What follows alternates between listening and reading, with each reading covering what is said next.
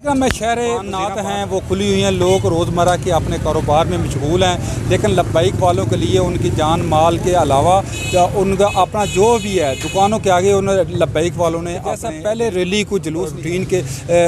जो ज़िंदगी थी वो मफलूज होकर रह जाती, लेकिन इस वक्त जो लब्बैक जो एक रैली है, मार्च है, उसमें ऐसी चीज़ कुछ नज़र नहीं आ रही। अगर मेरे हक़ में देखा जाए तो ये मेरे ख्याल शूज़ की शॉप है, ये खुली है, लब्बैक वाले सामने बैठे हुए हैं, लोग बैठे हुए हैं, लेकिन किसी को कोई इतराज़ नहीं, बल्कि इनको पानी और मशरूबात की इनकी खिदमत कर रहे हैं। मेरे साथ कुछ और उलमाए कराम मौजूद हैं जो मुख्तलिफ़ अज़ला से, मुख्तलिफ़ सिटी से हैं, जो अपना मौक़िफ़। आप भी लब्बैक के ये रैली में जो शामिल हैं, तो आप क्या पैगाम क्या देना चाहिए, आपका मौक़िफ़ क्या है?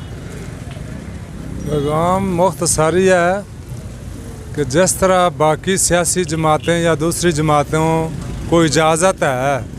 रैलियाँ निकालें, जुलूस करें, नारेबाजी करें, जो भी करें, धरने दें,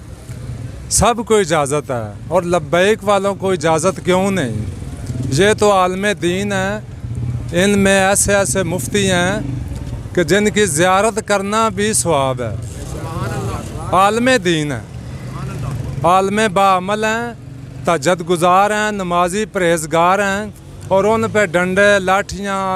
आंसू गैस और शैलंग, ये गोलियां चलानी,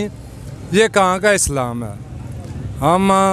वक़्त के हुक्मरानों को ये बताना चाहते हैं कि इनसे प्यार करें, ये हमारी बख्शिश करवाएंगे इंशाअल्लाह, ये हमारे जनाजे पढ़ाएंगे, ये हमारे लिए दुआए मग़फ़िरत फरमाएंगे, और इन पे हम गोलियां ना चलाएं, इनके आगे फूलों की पत्तियां निछावर करें। इनका मौक़िफ़ जाने, इन्होंने एक गमला तक नहीं तोड़ा, ये सारे इल्ज़ाम हैं, एक गमला भी इन्होंने नहीं तोड़ा, और जिसने तोड़ा है, नुकसान किया है, आम इजाज़त है उसको पकड़ें और करार वाक़ई सज़ा दें।